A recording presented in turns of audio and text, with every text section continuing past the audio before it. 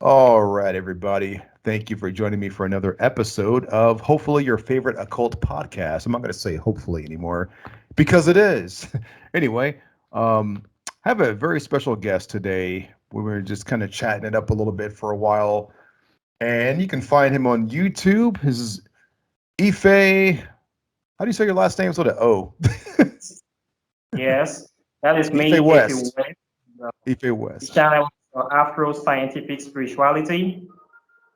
Yeah, it is a place where we separate the facts from the fiction, the science from the superstitions, and the concept from the misconceptions about African spirituality. So, Thank you. very happy to be here.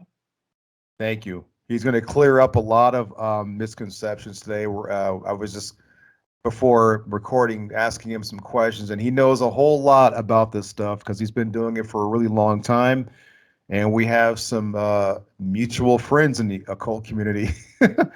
So shout out to Anna Minoria, who also knows you, who is the reason why I discovered your work.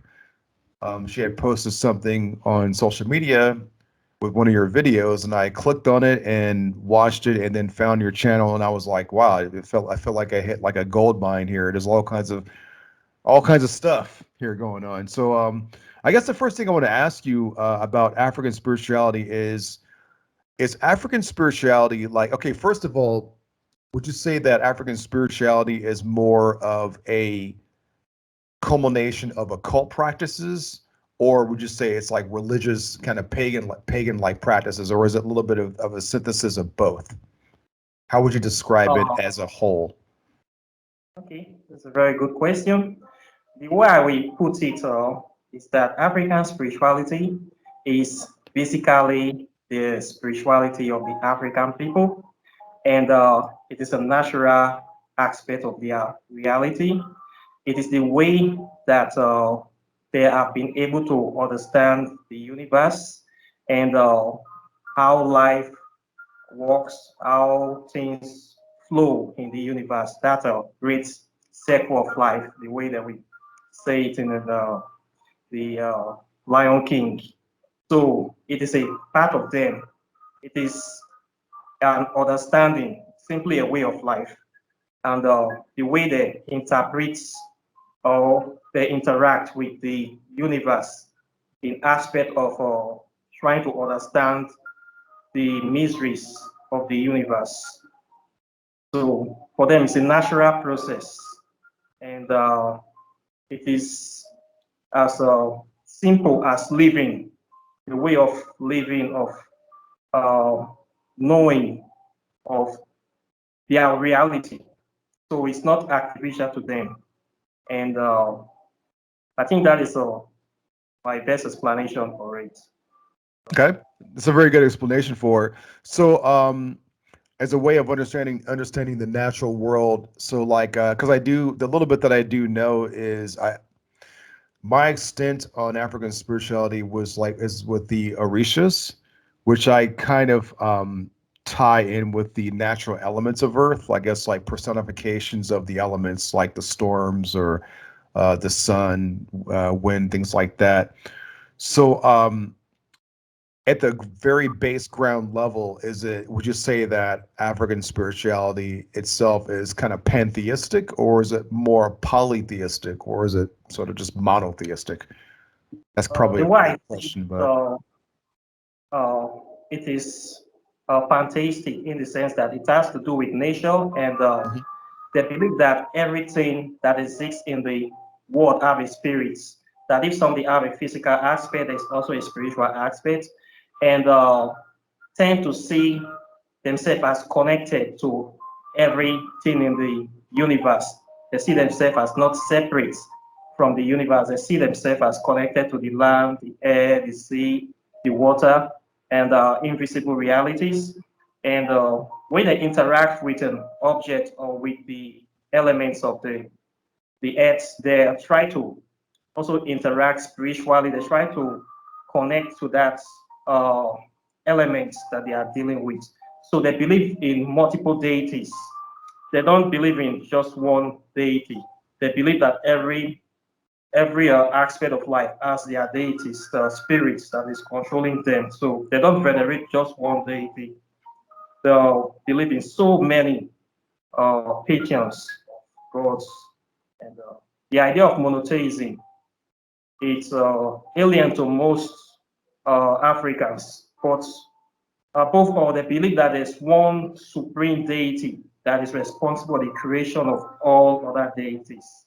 But they don't really venerate that one the way because they believe that it's too far from them to come Mm, in. mm. So they prefer to venerate the deities that are close to them, that they feel they can see or interact with on a daily basis. That is where the orishas come in. That is where the water spirits come in, where the spirits of the air, spirits of the plants come in. So they work more with those ones because they see those ones, they interact with them more than the supreme deity that is so far out there that they don't really see. Wow, that's really rings a lot of truth in other ancient cultures, like that we've seen in like the Vedas. It just sounds sort of Vedic like where, Brahma is so far, creator of the universe, Brahma is so far away that there's hardly any temples or anybody venerating Brahma himself. They venerate all the other deities that are closer to mankind. It seems to be like a kind of a running theme in the ancient world. Yeah. The same thing, I understand that principle because that the God that is supreme creator is so far that we don't even have time for us here. Why do we want to go and disturb him when there are other people around that can actually do things that we can talk to? So just leave him there to do his own thing. We have people we can take care of ourselves. We can interact with the people close back home. That is the way they see it. That makes a lot of sense. I know personally for myself, as far as like trying to get in touch with divinity, it's I've always found it much easier to connect to an aspect of of Yeah, deity than just the me too. supreme Yeah. nothingness itself. Like that just seems really difficult to do. Yeah, It's difficult to like in the earth now, we have so many deities. But if you want to say, okay, which deity is the principal deity in this solar system, is the sun, right? The sun is the greatest power in our solar system. Without the sun, everything will die. exactly. So if you want to see out of all the deities right now on the earth in this solar system, which is the strongest, the most powerful? It's the sun. No deities can say they are stronger than the sun. No one, all the orishas, all the demons you're going to mention, all the angels in this area, they are not more powerful than that sun. But still, yet another deity is responsible for creating the sun, right? Mhm. So we leave the sun and go and be looking for that deity? We don't even know anything about it. We cannot even deal with the sun enough. We don't even know much about it. So you see how it is step by step. So most ancient Africans, they see themselves as children of the sun because due to their connection to nature and due to the fact that the African is like the oldest race in the planet. So they see themselves as children of the sun. So most ancient Africans will naturally venerate the sun and also venerate all other deities as well. But the sun have a special place that is uncontested. So we know that very well that we don't, this is his place. They call him in ancient Egypt, they call him Amen, the hidden one, your born one, Amon Ra, Amimon. So people have changed his name to Lucifer. He's still Mhm. the same son, son of the morning, the bright and morning star. So it's the sun is still the principal deity that most Africans will venerate. So we are all children of the sun. Everybody, whether you're white, you're black, you are a child of the sun. So African spirituality is for everybody living on the planet. We are all children of the sun. Without the sun, we cannot survive. It We makes need total to. sense why we should worship the sun though. Like, yeah, I mean, our food comes from the sun, or our life force, or bodies are connected to it. It makes all the sense on the planet. Yeah, like the sun is, I dare say, the sun is God, or a God Like, that we should yes, worship. it's but in our reality, the sun is God. We Yeah, cannot argue that. it's indisputable. You know. Yeah, wonderful. Man, that's really cool. So how about like what about goddesses? Because I know goddesses are very, very important too, right? Like Yes. before the takeover of monotheism, there is a lot more veneration with the divine feminine. And I know like at this age right now that we are currently in, there seems to be sort of a resurgence in like goddess everything, Yes. in Goddess, feminism. they not deny the sun Mhm. as the principal deity. It's also viewed in a masculine aspect as a male. It gives life, bring out the light, impregnates. The wife of the sun, some people say it's the moon, some people say it's the earth. But me, I would like to believe that it is the earth. So the goddess is the earth, Mother Earth. So we venerate the sun, we also venerate the earth, and it has been personified as a woman. In ancient Africa, deities, African pantheon, we personify the spirit of the earth. Some people call as Eteru, this ancient feminine deity in Egypt, Eteru. We have the name of the sun. Some people call, sorry, the name of the earth in my culture. We have like Olokun. It's a feminine deity that represents the sea uh, as a way of expressing the life giver as water bring giving life to the earth. Without water, the plants cannot grow and people on the earth will not survive. So goddess, the feminine energy is personified as a woman. So we venerate the mother earth in this form of a woman that is giving birth to children. So we have this Trinity of the Father, the Son, and child, which is like the original Trinity in ancient Africa. Of a male, a female, then you have a child. So the coming of the sun and the earth together, we naturally bring life to the planets. Scientific principle, we say that the earth brings that the principle of electromagnetism. The earth is electrical, brings out electricity. That the earth, the sun brings electricity, the earth brings magnetism, and then they combine. You have this electromagnetic interaction that supports life on the planet, and the presence of the life, that interaction brings life. From there, humans came, the plants came, the animals came, and the interaction of these two forces is responsible for life on the planet. So we are also children of that union, and we venerate the sun. We also venerate the earth as a carrier or conveyor of life, of supporting us, supporting all life force, the plants and the humans on the planet. Mhm. So it's like a meeting point for both of them. Okay, so the So sun, and so basically the sun, we have like Phosphorus, Helios, whatever the name, and then Amun Ra, and then we have the Earth, Gaia, the whichever kind that, of names. that Okay, and then the child, basically, like kind of the we are Trinity. the, yeah, we are the Awesome. children. We are the ones that are supposed to like protect the earth, look after the earth, preserve the earth, maintain the original state and harmony. But now we are killing the earth, destroying it, Yes. abusing it, Yeah. and then we have problem with climate change and It's a crime. pollution. We're See, basically, yeah, basically modern man has turned away from his mother, and their father. You're yeah, right. exactly. Yeah. Yes, we have strayed from the path. We are not living in harmony anymore. We are in total disharmony with the planet right now because we are not doing our job as caretakers, original caretakers of the planet anymore. So that is the problem we have in now.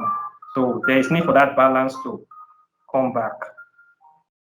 Okay, so there you have it, folks. In original African spirituality, there is most definitely a veneration of the sun and the earth and recognition of us as children. This is really big because a lot of people don't have much understanding of this and need to have understanding of this. You know, if we're going to recognize spirituality at its core, whether it's occultism or within the pagan communities. I mean, I put all that out on this platform, on this podcast, you know, sharing information so that people can have the access to learn these kinds of things.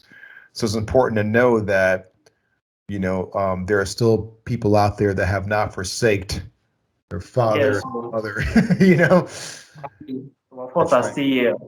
So Wonderful. that's what I'm trying to do by creating this awareness. I really appreciate what you are doing with your platform so that people will get this understanding and will start trying to do what is right and try to see what we can do to relieve the planet because it's obvious that the current system we are practicing will not help us. Capitalism will not really help us, and most of the spirituality the earth is practicing is toxic spirituality. Sorry to say this, but we have some spiritual systems that are not in harmony with the earth, like Christianity or Islam, something like that, that are purely capitalistic.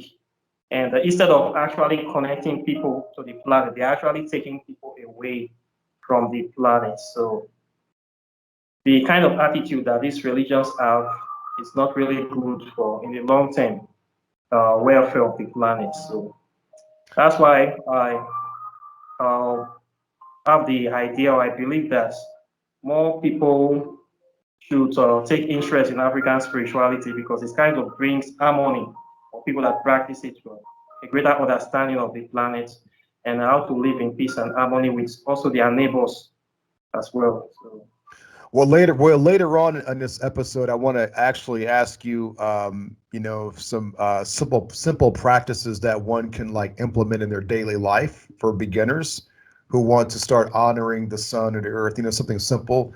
Near the end, we have time now, but ask some. I'm going to throw some more questions at you, but this is really good stuff, though. This is really, really good stuff. I'm learning a lot here as well. So my next question is, now that we've established exactly what African spirituality is, and you know how important it is to venerate the sun and the earth. How about other types of spirits involved? Because I know with now we're kind of talking a little bit on like sort of like pagan like concepts, like earth-based kind of understanding of things of spirituality. Now, how about within the occult settings? You know, within the occult, there are a lot of, as you know, um, hidden hidden pieces of knowledge on how to invoke spirits and contacting spirits. So, in African spirituality, is there any concepts of angelic beings and demonic beings as well? Do those play a thank you. role? In African spirituality, we Mhm. don't actually have concept of angels. Okay. What we have are gods and ancestors and wicked spirits. Those are what we Gods. know.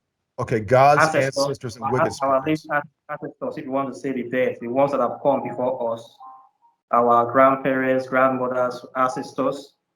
That's what we have. The concept of angels actually came with the Europeans with Christianity. We have no concept of angels. What we know is that they are gods of the land that should be venerated and our ancestors should be respected. And then we have wicked spirits that don't mean well for us. These are spirits that are totally mischievous. They have nothing good to offer to humanity, but they exist. So we try to keep them at bay. That's what we know. So the idea of angels and demons, it came with Christianity, European colonization. They are the ones that say that they are angels. We don't have that. So if you are going to classify our African ancestors as angels, we'll say, okay, if angels are good spirits, well, the African ancestors, they are angels, but we don't really classify them as angels. We still call them ancestors. So the way we view them is that the gods are the deities that are set in place to oversee the welfare of mankind. Different deities have different stations, different responsibilities that they do. Some of them are responsible for growth, some for prosperity, some for protection, some for judgments, for making decisions, for different, some for childbearing, fertility, marriages. They have different stations. So when you or the ancient Africans need some things to do in respect of that, they venerate the deity for that very thing that they want, that very aspect. Then for general welfare, we venerate the ancestors a lot because we believe that they are here with us. The only difference is that they don't exist in body form, but they exist in spirits and they are always here in the earth looking out for us. So we venerate them a lot. Then we have these wicked spirits that don't mean well for humanity. They can express themselves from time to time in people having committing abominations, doing evil acts against their neighbors, performing what the evil in Africa, we call this like witchcraft. It doesn't mean that all witchcraft are bad. In Western imbalance, witchcraft is practicing spells. But in mainstream Africa, we say witchcraft is when somebody use spell to do evil against their enemies. So for those kind of people that are using magic to do evil against innocent people, when they are captured and we find out that these people have committed abominations, previous crimes that we can't allow them to live in the community, we have these places that they call evil forests. We have a lot of them in West Africa. This is the place that they put this kind of people. This evil forest is where they jail, they lock up this kind of spirits so that they cannot be able to come into the community. I talk about this in my book. Evil forest, very common especially in West Africa. So evil forest is a place where they lock and chain these bad spirits so that they cannot be able to hurt people. We have cases whereby somebody will commit murder. When they are caught, after passing judgment on them, they will still, after they have even been killed or executed, they don't even bury them in the community. You have to take the body and bury that kind of person in the evil forest so that the spirit will be trapped inside there so that they won't come back to the main community. But over the years, with the onset of colonization, most of those evil forest lands are destroyed. They were given to missionaries, some were sold, and most of those spirits, I believe, they might have escaped from those places, those kind of mischievous spirits. Then later on, with time, when people commit abominations, they were sold into slavery. Instead of killing them, the community might say, okay, we'll make some money from this person. We're going to sell you into slavery. They also did that as well. So we have no concept of angels until Europeans came. What we know in Africa are gods and ancestors and earth spirits. That's it. Okay.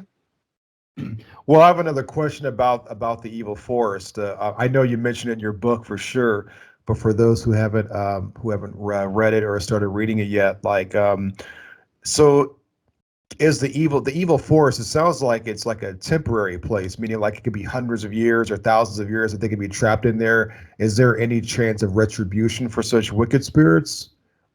Like in other words, can a god, one of the gods or ancestors, reach them and maybe help them while they're in the forest, or do they just have Yes, to kind of yes. recycle? Okay. When they are dead, somebody can actually release them from the place. If somebody know that they have been buried and maybe they are wicked ancestors, they can actually take the spirit from the place. If a magician or a native doctor or a dibia or African priests know what they are doing, they can actually release those spirits. But most of the time, the spirits are kind of they are buried with some incantations. They are usually tied and bound, so not to reincarnate. If they reincarnate back to the real world, if those things are loose, I believe the spirit can be free to escape from them. Okay. All right. Okay. So no, of course, no angels, no demons like that. Those are concepts that come from more of like the Christian and Islamic world mainly. Um, wicked spirits, like that seems to be kind of a universal set of concepts. Wicked spirits, ancestors. I mean, when you look at history, though, it just looks like what happened was you have the mother of all religions, let's just say, the mother of all spiritualities, which is what we're talking about.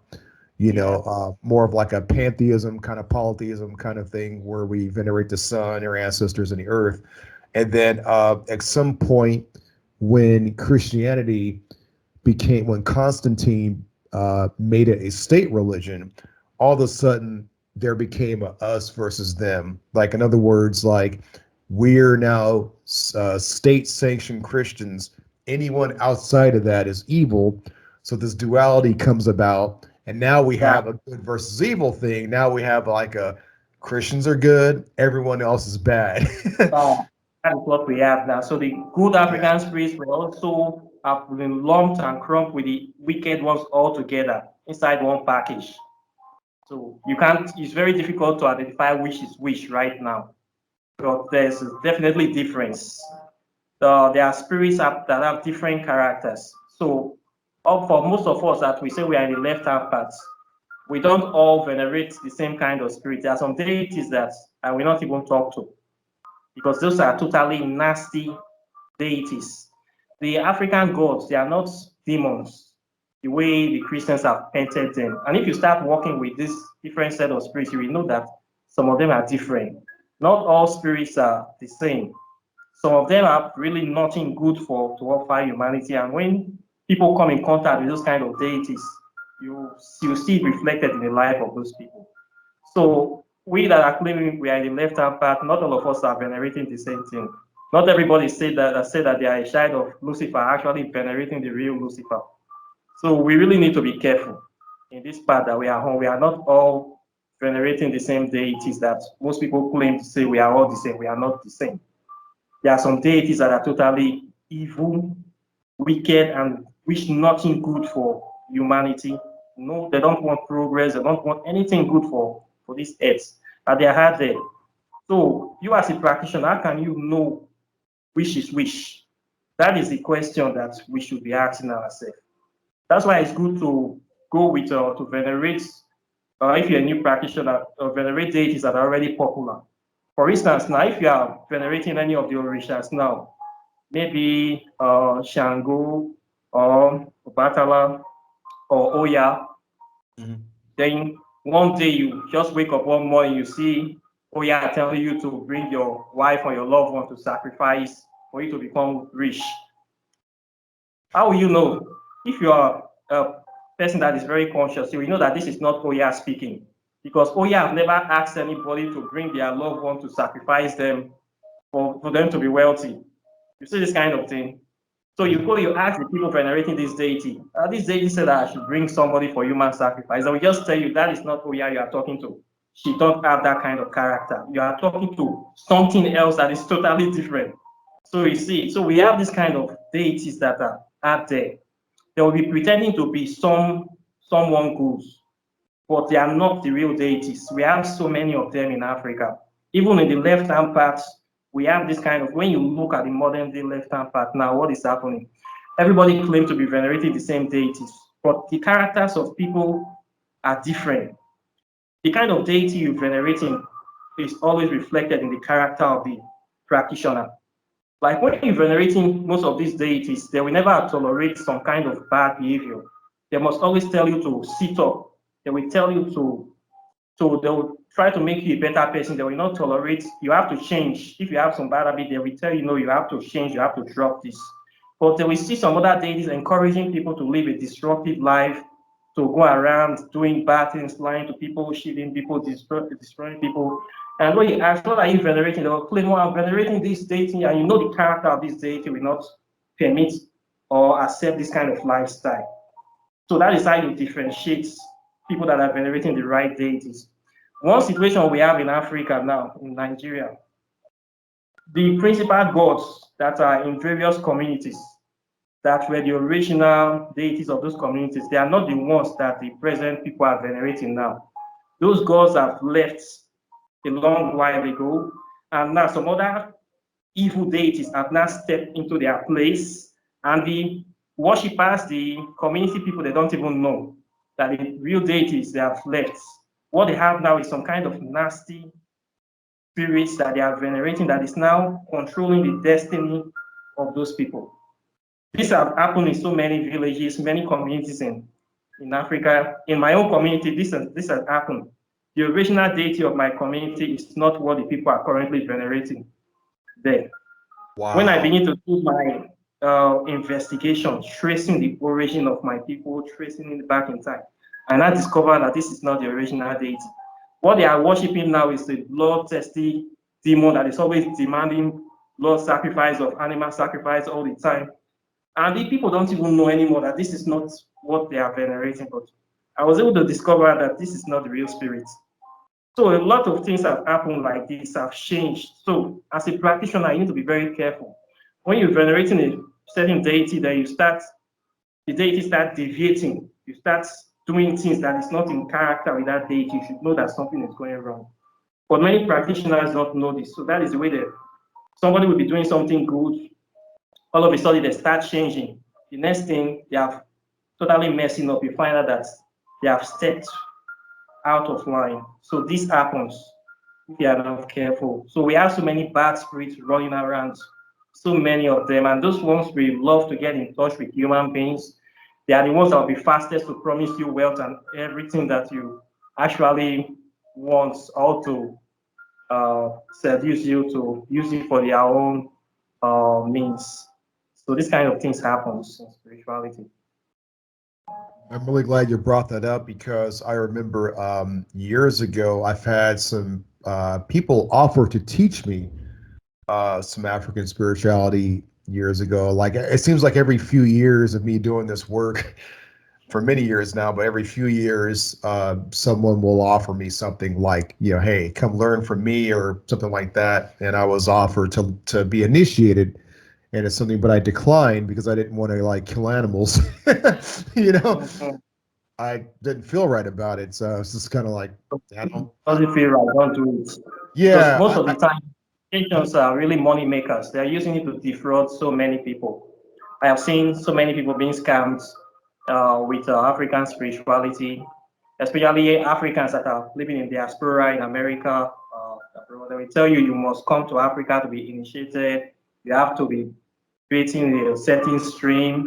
You have to come here to. You don't really need to come to the continent. You just need to know the history of Africa, and you connect from wherever you are. There's sand there. You have the name of your ancestors. You start practicing. That is what I have been teaching in my channel, how to practice African spirituality without actually coming to Africa. Because many times the people will come here, they're going to pay like $5,000, $10,000 for initiation. That is not enough. They will still asking you to be bringing money. All those are not necessary. But the people are just lying. And most of them don't really know what they are doing. And the ones that still know they have been victims of greed. So they have so many bad spirits. How are you sure that they are really venerating the real African deity? Most of them are not even venerating the real deity because the real deity will not allow them to be scamming people in that way, right? It won't allow because it's giving them bad name. But these people don't care. They're like opportunists doing this. So part of me opening my channel is to teach people this, to stop many of them from this practice, and I have really been able to stop some of them. Made some impact now. Most of them know that I am here. Some of them try to attack me psychically. It didn't go well for them. So Yeah, I it's a little bit of a flame war happening right now because of some fuckery in the occult community, as you know already. Like, I won't mention a certain name, but but like, yeah, it's kind of happening. But that brings me to my next question though, because you brought up some really good points and about how there are some mischievous or kind of wicked spirits that people blindly follow. And you mentioned the left-hand path. Now, that was one of the things I was going to say. So is there in African spirituality, is there a left-hand path also? Or is there just like, I mean, I know those terms are kind of less defined in like the Western categories, because I know right hand, left hand really came from India, that from what we know. But of course, the mother of all spiritualities that we're talking about here, like, is there something like a left hand path, which is more of like an individual kind of, Luciferian kind of path as opposed to like right hand kind of stuff. In African spirituality, we have the main African spirituality, living in harmony with your ancestors. Well, we have different branches. How I would say like sects. It's like secret societies inside that there are a group of people that come together to be venerating a particular deity for some certain kind of reasons or missions that they feel that they want to fulfill in this lifetime. So we have those kind of secret societies also in African spirituality, but they are very, very deep. And those people, they don't really talk about what they do. They are usually initiated, their initiation has to be like real deep initiation. These are people that we have actually take blood oaths not to reveal anything. It's like a real secret society. So we have those kind of things in Africa. So I'm not a member of any of them, and I don't intend to join any of those things, but I know that they actually exist. And some of them are very, very skilled with, real African magic, real high-level voodoo stuff that they can be able to do some stuff, some things with. We have those kind of deep secret societies also in African spirituality. I will not say it's left out, but for the way people see it, it's just like a secret cause. But in African spirituality, people that are members of them are usually viewed as like separate kind of people. They are usually separated from human beings. People don't go near them that much. We have Okay. those societies in Africa. Yeah, so Okay, I've come I at mean, that makes sense. That makes sense. So, another question I wanted to ask as well is, you mentioned that a lot of people that follow like left-hand path these days are not really doing it correctly. Like you mentioned Lucifer. Is there like any kind of African equivalent to Lucifer as the light bearer, or would it just be the sun? yes, we have that in many African spiritual practices. Many of our people venerate the sun. We have different names for Lucifer as the sun, like Urobo, we say Ogene, the supreme deity.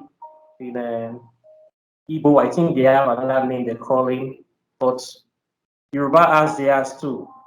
Uh, maybe they're like the principal deity that we see, like maybe like Obatala or something like that, the oldest, the wisest of the god of wisdom or something like that.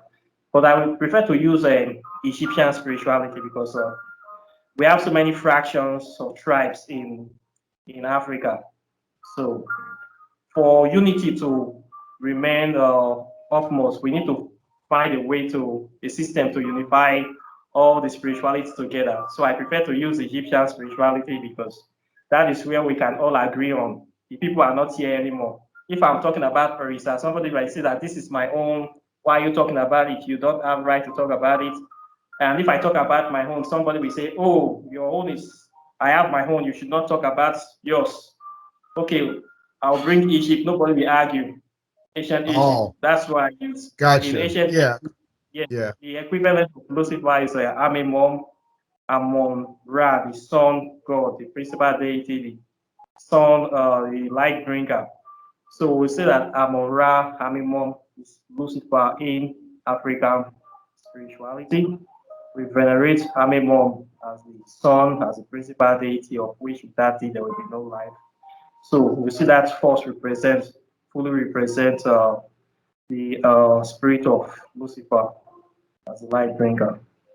Oh, that's pretty cool. Yeah, because like, all right, that makes a lot of sense though, because like what you just described is the Egyptian terminology and names are kind of like a lingua franca for the whole occult community in Africa Yeah, and beyond, because like all of us can I pretty want much to agree on understand that. that. Yeah. So Amun Ra would be he would be the light bringer like Lucifer, since he has so many names anyway. And so, yeah, when the Christians say amen at the end of their prayer, is the God of the sun. So he has not died since the beginning of, he's still here. Every day people call his name in church. They don't know that they are still venerating the same They deity. Yeah. they don't Then know. Amen, amen, amen. You are still calling the sun God, so God is very much with us. It's not going anywhere. Yeah, he's been around a long time and he will be around a long time after. Obviously, So time. Not going anywhere. even before the Hallel and Lucifer was like a name, there was all these names for him already anyway. So that's pretty cool. Now let's talk about the left-hand path a little bit though, because this has been like a very hot topic, even on this podcast. I've always kind of described myself as kind of playing both hands personally at my own path, because they both kind of make sense to me a little bit. But I know when I look on social media and, you hear about different news of certain charlatans selling people certain types of spirituality in the name of left-hand path stuff. Mhm. Very funny. How can somebody be selling Satan? How can I sell Satan? I've just imagined. How can I sell an Amora? How can I sell Lucifer? But people are actually selling it. Can you imagine? I want to sell Lucifer to you. How much are you going to pay for Lucifer? You want to buy some Lucifer today? People are actually doing it. I mean, I would think honestly that Lucifer would himself would be like, this is a bunch of BS, you know what I mean? Like just trying to sell my name out there. People are So what doing it. about what I wanted to ask you though too though is like okay, so no there are no real equivalent to angels and demons, but like what about when people work with goetic spirits? Let's just say the right way. Like, is that compatible in African spirituality at all? Like, if a person does both, will they piss off the ancestors, or is it kind of like piss off the demons? Like, what do you, or daemons? Like, Greater deities, I view them as our ancestors. They are also our African ancestors that have been given other names. And the 72 deities in the Goetia, we have records of 72 deities also in ancient Egypt as well. For whatever purpose, intents, and purposes, these principal deities that they have been venerated in Western occultism, I believe they have African roots. But where the names have been changed, or why the deities decide to change their name, is another issue. But I believe they are spirits of the ancestors. They are not demons. Like I will not uh, categorize them to be in the aspect of those wicked spirits that are already condemned that we have in Africa. They are not part of those wicked spirits. These are spirits that are actually here to help humanity. They have different offices and different uh, role to play for humanity, and they have been here for a long time, and they have always been finding way to tell people that look, we are here. This is our work, and you can contact us if you need help in so and so places. So I view them that they are our African ancestors. And so the Western, 72 goetic, sorry, I didn't mean to cut you off. So what you're saying is the 72 goetic spirits yeah, are African ancestors? I believe so. Yes, yes, the That's The powerful. African deities, they are real Wow. African deities. That is really interesting. Yeah, because like I totally agree. They're not. I don't see them as wicked at all either. I see them as I used to always, and I still do call them the old gods. Like I just think they're just gods that were demonized by the church and named. Exactly, Yeah. exactly. They are recognized by the church. If you Huh. look into maybe African spirituality from West Africa, we have so many deities. There are so many of them that we have not been able to catalog all of them. Too numerous to mention, and most of them, when they have not been venerated or the knowledge of their existence have been lost to a particular place or race of people, then we have to find expression somewhere else. But if we start tracing those spirits, we want to do a trace of systematic similarities or origin. I believe we can trace those deities very well back to Africa, to different cultures in Africa. Okay. Yeah, because like some of them have like different offices and different like responsibilities and things like that. Um, So are these ancestor spirits that you're talking about? Are they also spirits that have like walked in, let's say, the underworld, in like other spiritual realms? I guess an example would be like you have me really curious saying this, by the way. So I'm kind of wondering about because one of my favorite spirits is King Paimon. You know, Yes. yeah, King Paimon to me, it makes sense what you're saying because King Paimon to me he has an energy of like to me he has a, I don't know, it's different with other people, but to me I've always thought that he has like an energy of like ancient Africa, somewhere in ancient Africa. It just seems like somebody. I think so. Its origin have been traced to the lost civilization of Atlantis. There are some philosophies, some school of thought that say that he used to be a king in Atlantis, and he has reincarnated many times, and now he has been edified as a deity. I will not argue with that. I believe that if somebody have been able to reach a certain level of spiritual maturity to the point whereby Western spirituality, we say that they have achieved apotheosis. They can become a god, and they can also be venerated by by human beings as well. So I believe some of these deities are humans that have been able to reach that level of apotheosis, that they are now a god in their own rights. They have ascended beyond the level of humanity, so they can be venerated, they can be called upon to effect change in this physical world. So some of these deities are very well people like us that have reached that high level of spirituality which we are actually working towards. So I will not be surprised.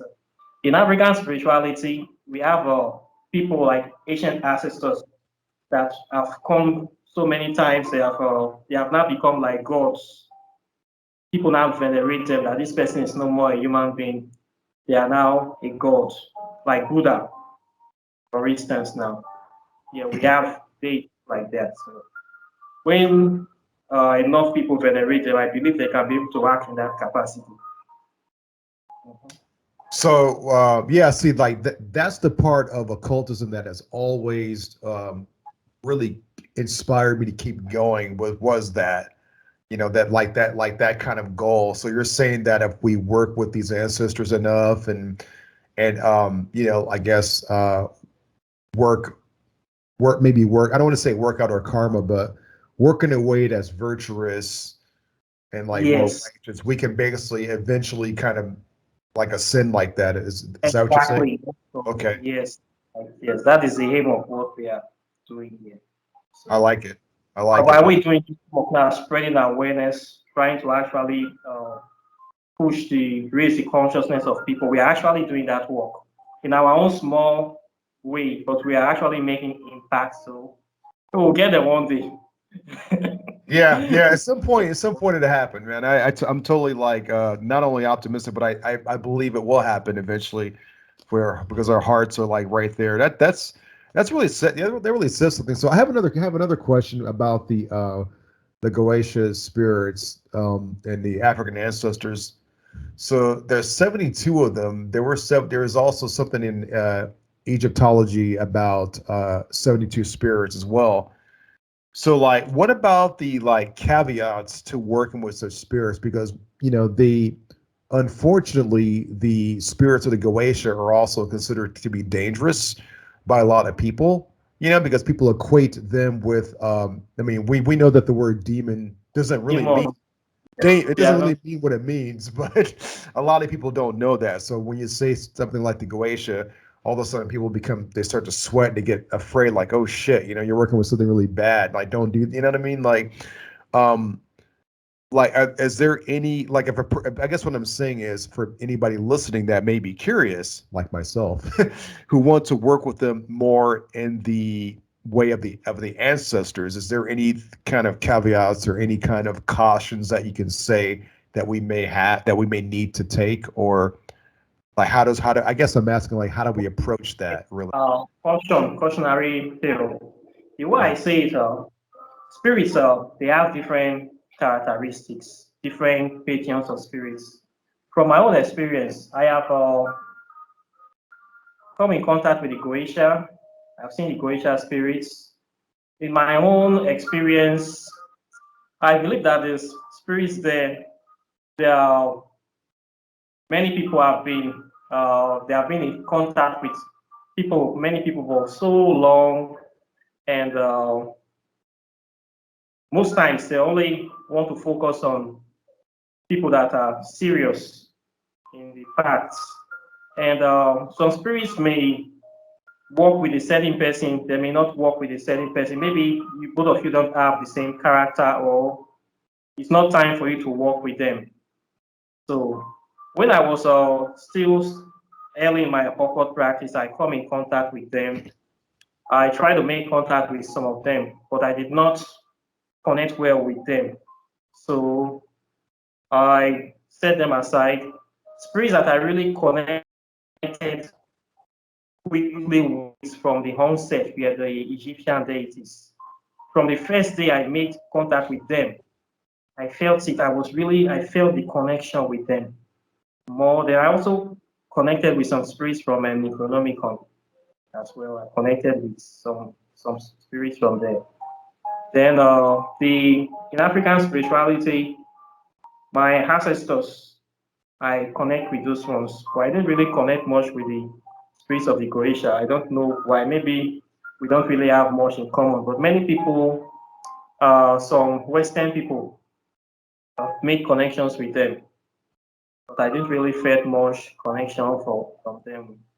Maybe we don't have much in common that much, or maybe the time I was checking them out, it was not the right time for me to make contact with. I didn't know why. But for the Egyptian deities, the first day I contacted them, wow, I could actually literally feel them and see them all around me.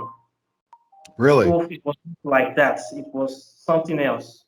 So there are some spirits you work well with. If you want to go for a particular spirit, you feel that connection, you work with them. But if you don't feel anything, maybe it's not right for you. Maybe once some spirit can talk to me, they will not talk to you.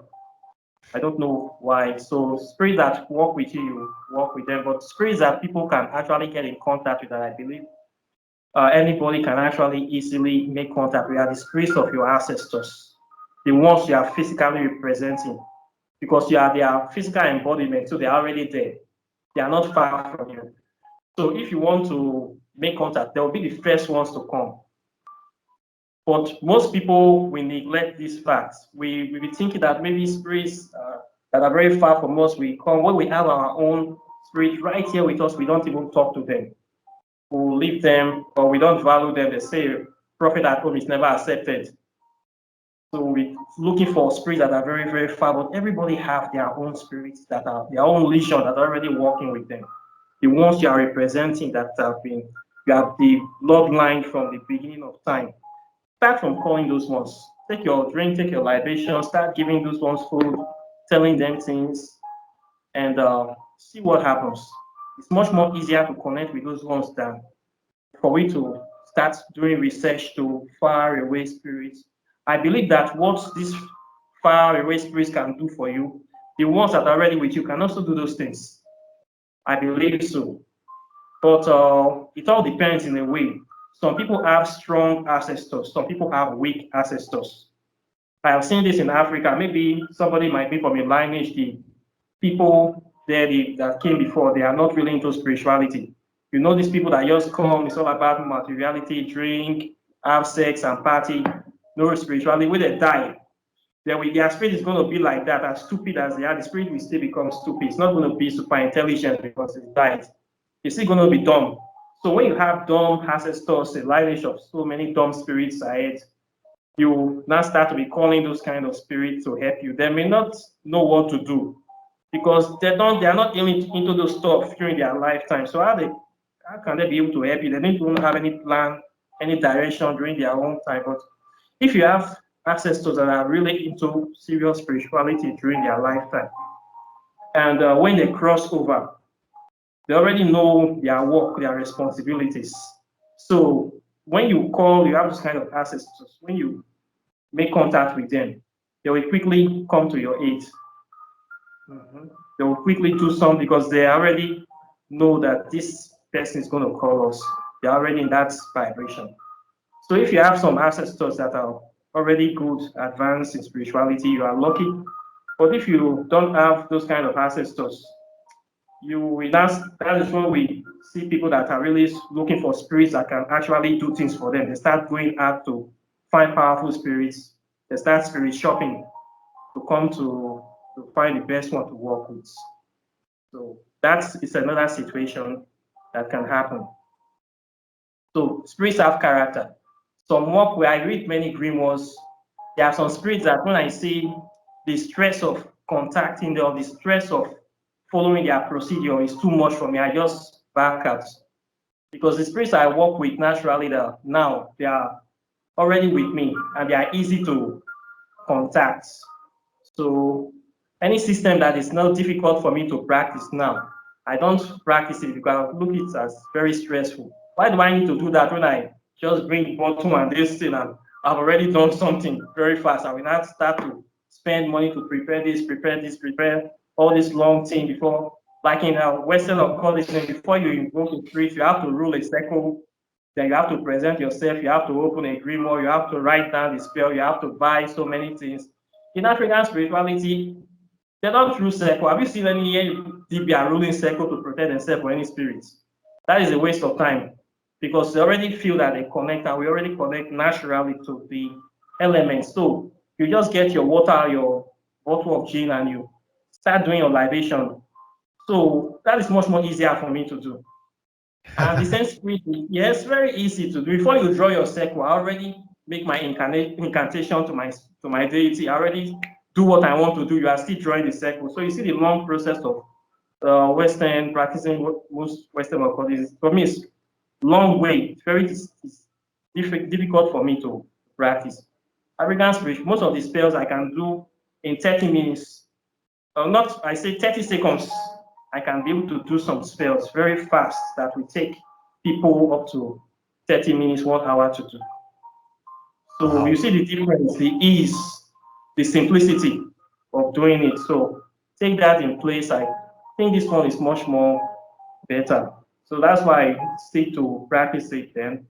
Egyptian deities, I never play with them because they are real and they are gods. Those guys, wow, I never play with them. So then the Fudon deities too, they are there. Then from my culture, I just took out one deity from my culture that I usually work with. I'm totally connected to that one. So there are not really many spirits I work with, but I know that I can count on them for for so many things. So So you work with Egyptian gods, and then you yes, work with like maybe one law, I guess, one from your country. yes, Like yeah, one, you yeah. said one of them, right? Okay, okay. I'm One not of going to them. ask you which one because sometimes it can be kind of personal. So I You will get not that. even know this one. This one is not in a book. This one is not in those. It's not a research. I'm not from the Yoruba tribe. I'm from Robo. This one is from my own culture. As is, it's not. There's no book about him. Nothing written about him. It's the deity of justice, but a very popular deity. So that one I work with that one a lot. Then I work with my dead ancestors. I have so many of them, and they don't have job to do. So I need to give them job to do. You know, like I've been wanting to do that for a while too, man. Like that's the one part I mean that I can shamefully say that I have not like personally like there's a lot of work I've done over the many years and a lot of magic, a lot of spiritual stuff I've done, but like the ancestor stuff has been really itching at me for a while.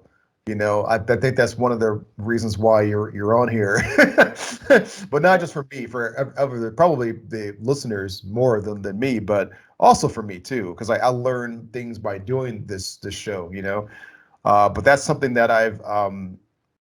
the ancestors made themselves known to me probably back in like 2012-ish, somewhere around that time. I had an experience with a whole lot of them at one point, but I haven't like I don't. It's as simple as you saying pouring a libation and kind of recognizing them for the most part. That's it. Very easy to do. Very, very easy. You just get your libation, you get their name, you start calling, you're giving them the drinks, you call the good ones there, you call some popular African ancestors, Michael Jackson, Martin Luther King, Marcus Garvey, Malcolm X, Bob Marley, Dr. John Henry Clark, Ones that and did good for everyone. all the good guys. You call those guys, you mix a melting pot. You you give them the drink, give them the food, and you light their candle, you give them the. It's very easy. It's as easy as that. This is what they have been scamming many people for, that they want to teach people African spirituality, taking thousands of dollars for. Can you imagine? You start from there. Once you start doing that on a regular basis, you're like creating a vortex. You're creating a vortex with your altar, and once that presence is already there, you will start feeling the presence and doing your meditation, and you're good to go. You already started. There's nothing more, nothing less. Than deities we work with, they are not stressful deities. They are deities that they already understand you. They already understand where you're coming from, and they want the best for you. So they are not going to put you under any condition. They expect you to use your mind as a matured individual to work with them, except you start totally misbehaving to the extent that you become a nuisance, and they will just leave you on your own. But if they see that you are really trying, you are really making effort, you are really making impact to make a difference, they will always come to your aid, and they will direct you to the right places at the right time for whatever you need to do. And you also need to be also hardworking as well. Most people, their approach to spirits, from what I see, is that they have this notion given by Christianity that the spirits are like slaves, that you just call them, offer them a bribe, give them a sacrifice, and you go and sleep. They're going to solve all your problems. It's not like that. You give the salary, you still need to still try to put some effort in whatever you are doing. Right. Right. Okay. Does now, as far as one thing I was going to ask you, Okay. is a cigar okay for offering for ancestors too? Like Yes. cigars? So yes, dead spirits. I noticed that they like cigar. Me, I used to smoke, but I'm trying to quit. Right now, I have an issue with one of my ancestors. One of the main offerings is smoke, and I don't want to smoke anymore. So I don't give cigar to that person anymore because I want to stop. There's no way I'm going to buy a cigar and I'm not going to smoke from that cigarette. And right where I am now, we don't even have the original cigars. At least those ones, the nicotinamide rustica, those ones are still good. Those ones don't give cancer. The expensive cigars, we don't have that here. If not, I would have preferred to smoke those ones. What we have is these stick packets that are poisonous, and I really want to stop them. So I don't give that person any cigarette because I don't want to smoke. So I tell them anything I can give you, but cigarette, I'm not going to. I don't want to touch that stuff anymore. It's killing me. Dead spirit, if you can smoke or you smoke, they really love tobacco. I don't know why. Spirits of the dead, they like smoking. They like to get high. African spirits like to get high. They like to. That's one Well, thing. well, I So was most, wondering about it because it seems like a lot of like melanated spirits, Africa, like what South I give them America, Native now, Americans, they like tobacco. I've all of noticed. them love Yeah. tobacco. All of them, the spirits of the dead. It seems when they cross over, like tobacco is like you push it till the smoke into the air. They think they can easily absorb the essence of the tobacco. It's already an offering to them. Also, when you burn insects too, they love the insect smoke. It's just like you're giving them insects. So they like that. So I have other things that I give them insect in place of the cigarettes. Then my alligator pepper, this one we give them in Africa. I think they're okay with my bitter cola. I give them this one. I think they're fine with this one. So that, but smoke, I Yeah. don't want to do Yeah, I anymore. was curious because like I don't smoke. I don't drink or smoke actually, but like I was wondering like could I just like buy some tobacco leaves and put it in like something and burn it for them? Like if that would be Yeah, you okay. can do that. You can It's burn it at corner. Yes, you can do that very well. They will still like it. Yes, they will love it. especially if Okay, they are. I'll do that. I don't want to smoke either. I just wanted to kind of Okay, like, I don't want things yeah. things not good for body. I don't want to quit it permanently. Then one Yeah. thing they like about frankincense, if you can get frankincense insects, they like it a lot. So you can get that. Another leaf I use is an dogoyaro plant. I take the leaf and I burn it in the night as an offering. I can give them that one as well. So I give them food. Once in a month, I prepare traditional food, just prepare food on the altar, drink, and give them. The more you give these things to the spirit, the more they are strong and active to be able to work for you in the physical world. So you need to be giving them these things from time to time. Okay. And as far as ancestors go, you said like we could start with like the really popular spirits and maybe like our own like passed on grandparents, things like that. What about like because like I'm from the diaspora, so what about, I've always kind of wondered, like I know different practitioners from the diaspora do it differently. The ones that practice like Ifa or Santeria or something like that. But like, what about us from the diaspora who are kind of like our ancestors were the ones that were brought over? You know what I mean? Yes, They were brought over. So do we just like honor the ones that died and survived? Can we just you know what I mean? Like, because we don't have I like we don't have a understand. regional The same way cultural. you, yes, the culture that is the same culture basically. The ancestors all over the world, African ancestors, were all universal.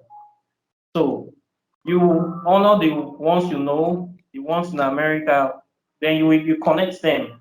Any African person that have actually done things to advance the world, advance the spirituality or to move humanity forward, that person is worthy of calling his name. Like me, do I call people in America?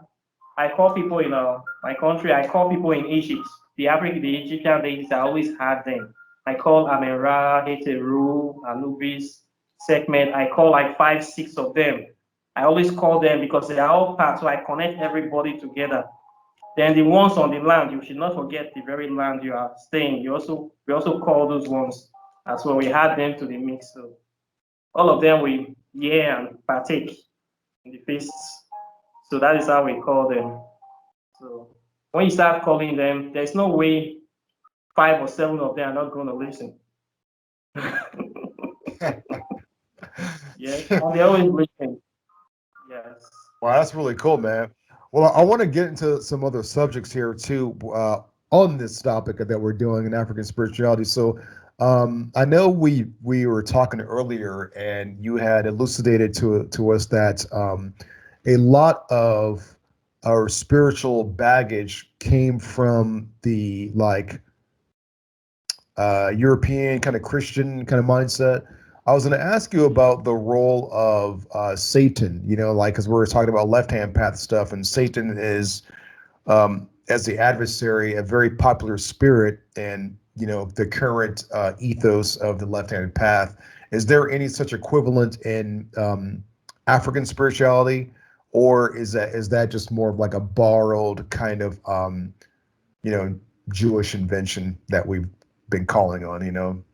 I don't personally work with Satan, that aspect of Satan, but I think it's fascinating though. So I like to ask about it. In African spirituality, basically, we also have the opposer. We have spirits that are like tricksters. Not that they are Satan the way like Christianity created this myth that this opposing enemy of God, that is the arch enemy of God, that is all about destroying humanity. Then grouped all African deities under that label. What we have in African spirituality before the advent of Christianity, we didn't really have a Satan in that way. What we have is Eshu, the trickster spirit, which is also the deity of the crossroad. But we don't really regard him as an adversary the way Christians are pushing a Satan. So we just a spirit that when you want to go to the world of this. We want to contact the rest of the deities.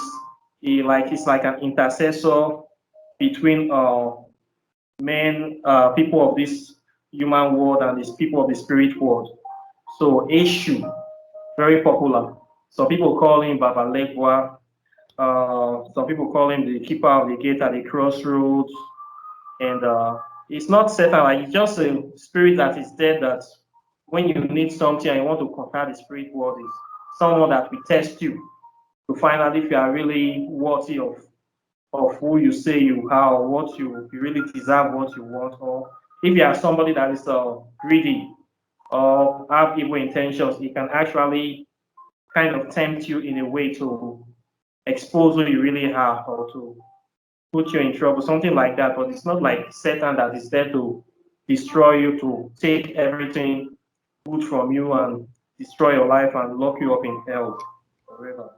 We don't have that kind of concept.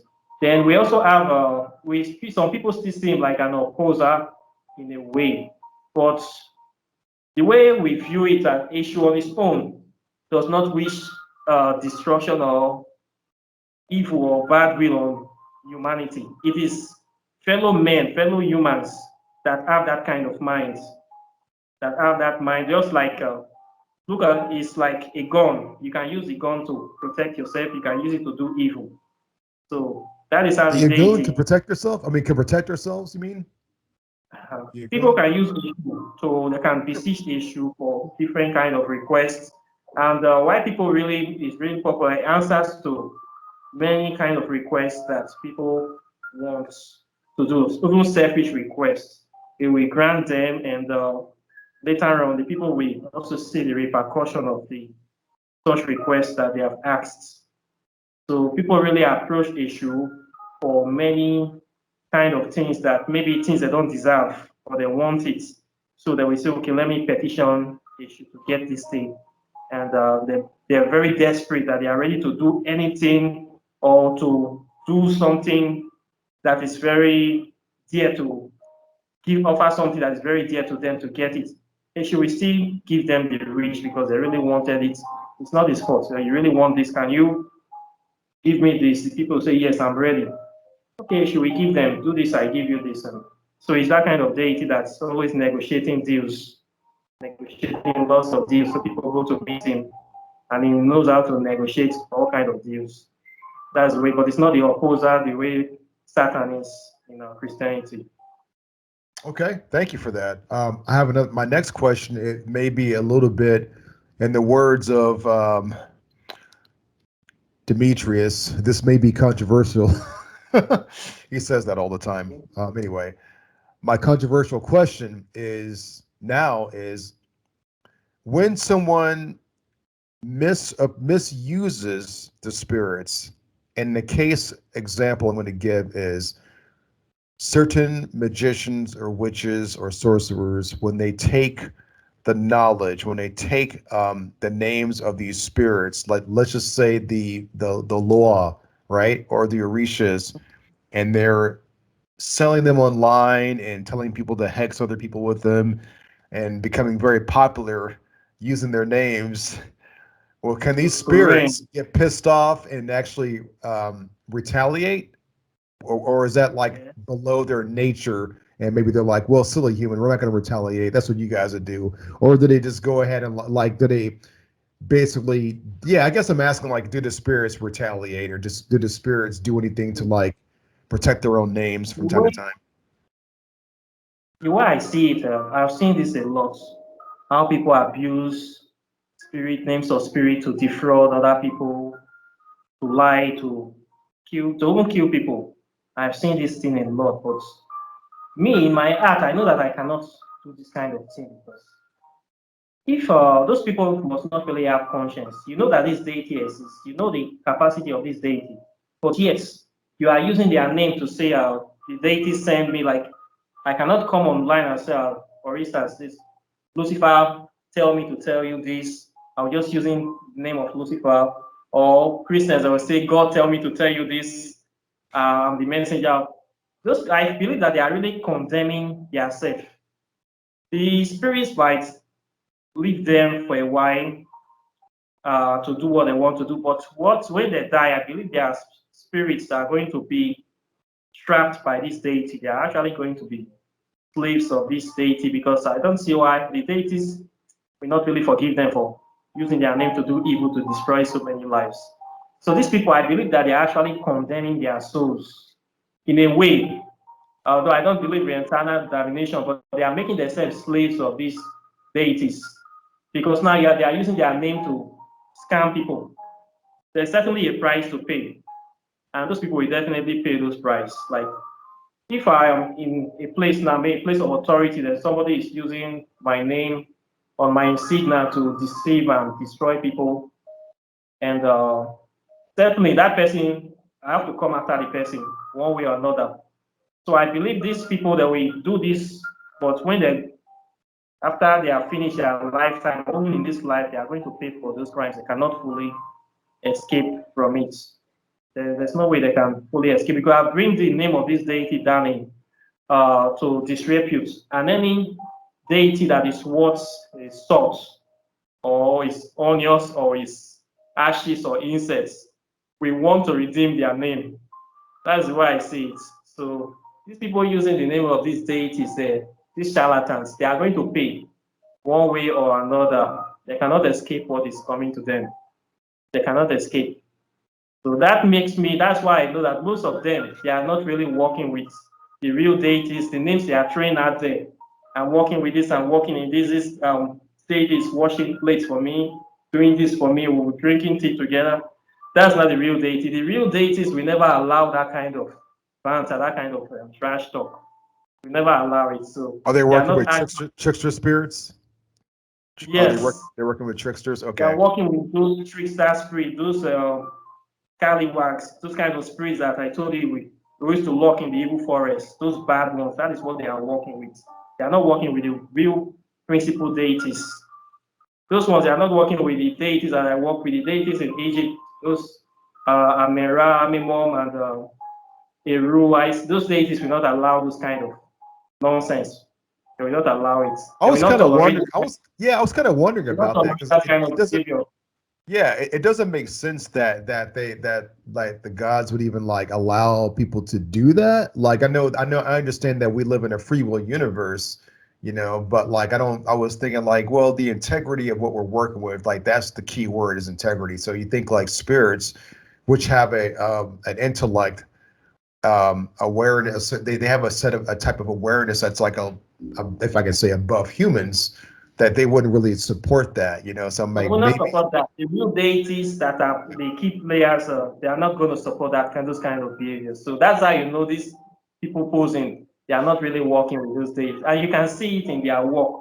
When you listen to such people, you listen to their channel, there's nothing productive that is really the kind of things they talk about, nothing that's going to move that's going to advance your spirituality, that is going to really move you forward. They are all what they are saying is how to trap you in a box, in a simulation, whereby they will be the one that they are the one that control that simulation. And at the end of the day, they want to sell you something. They have to sell Satan to you.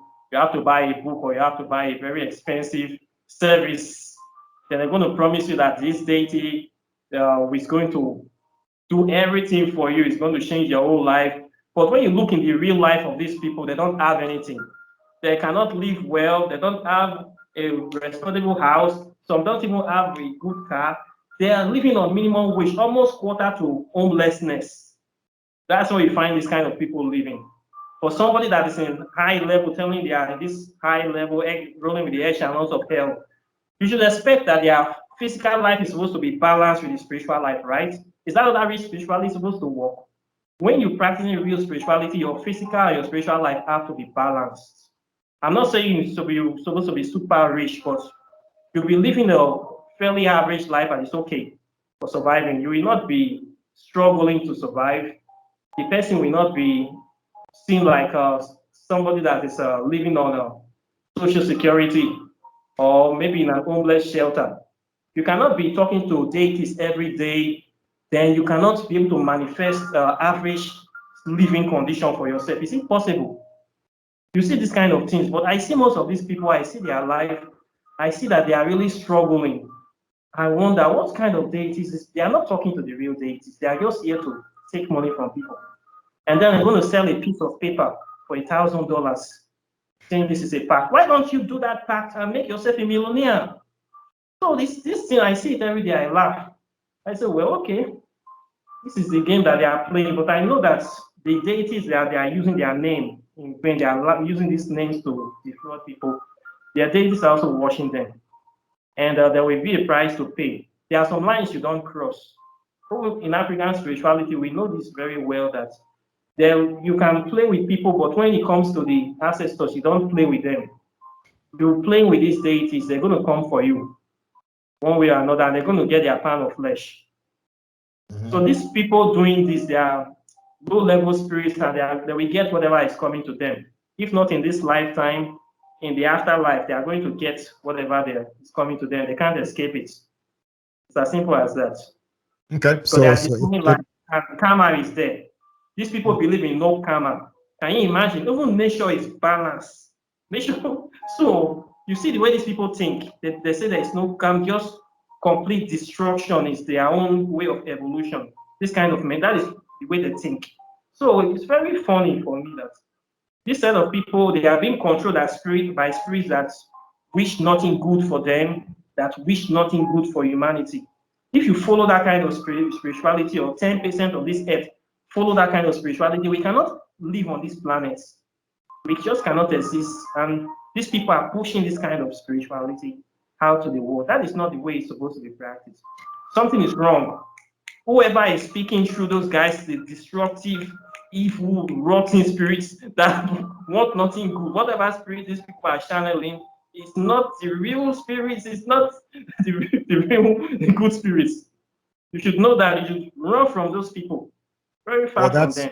Well, that actually brings me a little bit of relief, even though I felt internally that these particular charlatans I'm thinking of weren't using their real spirits, but it makes me feel really confident about it, because oftentimes when I do this podcast, I'm talking to real practitioners, and outside of that, I hear people talking about these kinds of practices and these types of gods, and I don't like the fact that these charlatans are using like these real deities, the real gods, and the names of the ancestors in vain like that. It's disgusting. It's absolutely because if they tell you disgusting. the truth, everybody will know that they are not. They will not tell you that they are not doing the right thing. You say, okay, Right, these people are venerating Lucifer. They say, I am also venerating Lucifer. I'm a child of Lucifer as well. So we are the same. See, we are right, all together. right. But it's wrong. We are not the same. They are not venerating. They need to claim legibility.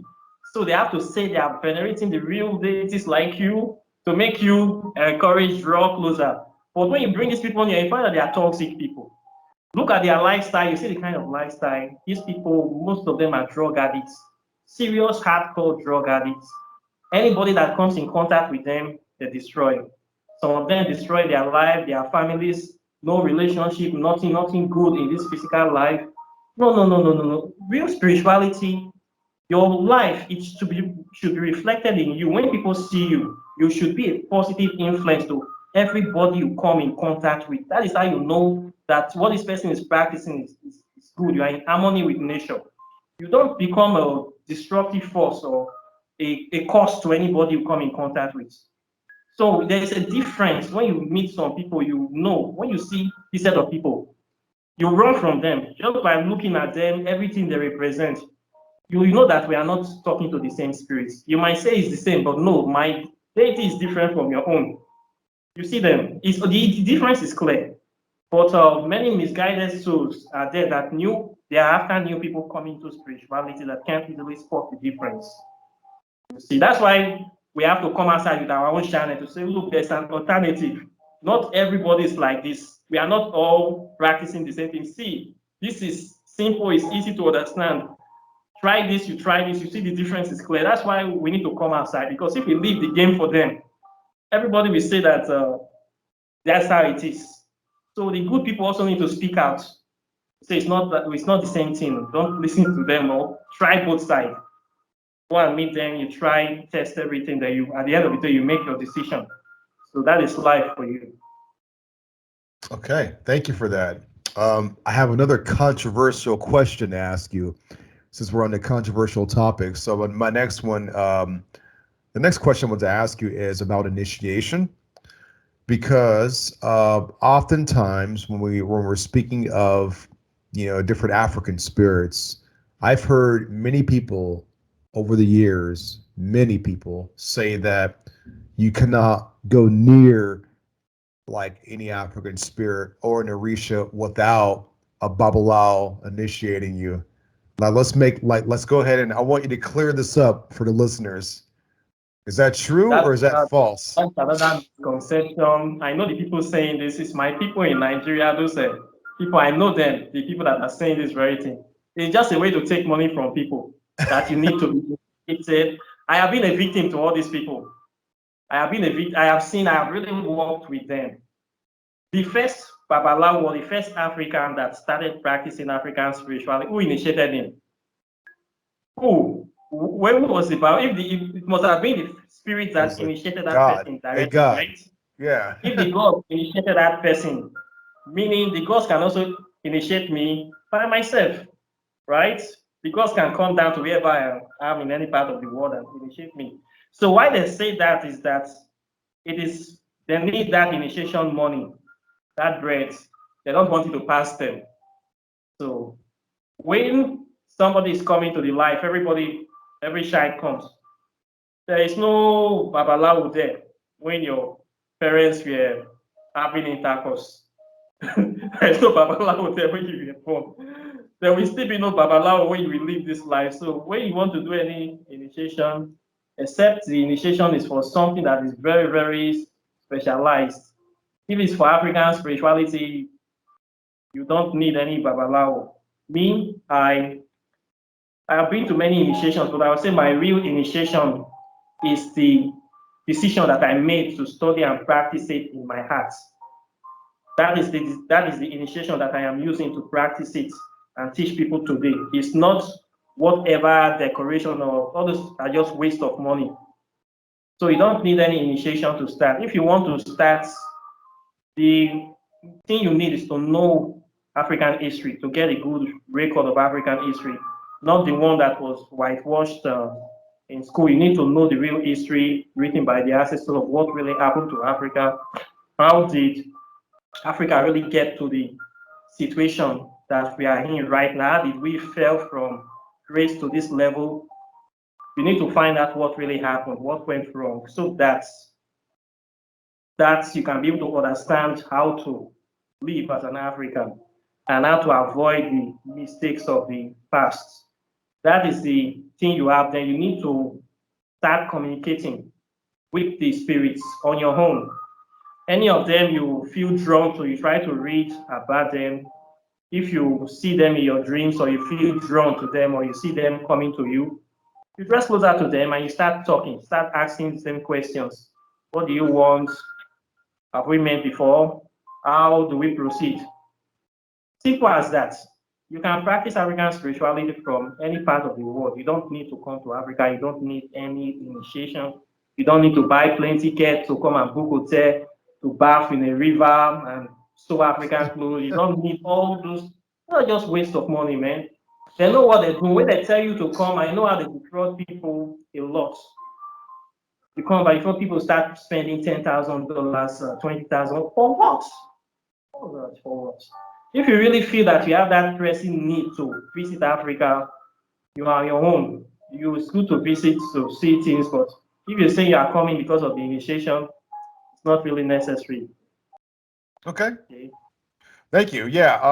I was wondering because like there's a lot. I've been on discussion boards, which are not the best places to go, honestly, but for many different reasons. But sometimes it's kind of tempting for me to kind of look on there and see what's in other people's consciousness.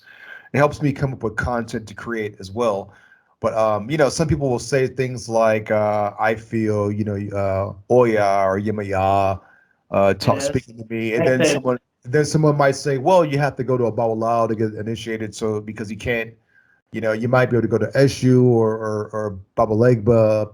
because anybody can work with them, but you can't work with the other ones because they're not, they're like gatekeepers or keeping you from them. And I'm going, this just sounds like bullshit actually, because it sounds sort of Well, like Catholic it's people exactly, saying, that is what it is. Yes, yeah, that is exactly what it is. You don't listen to them. Funny enough, we still get this BS every day. When I post things online, I still see people talking about this. I don't even have energy to argue with them. I just look at them. If you yeah, want to work with any deity, you will feel drawn to that deity. The deity will find a way to contact you.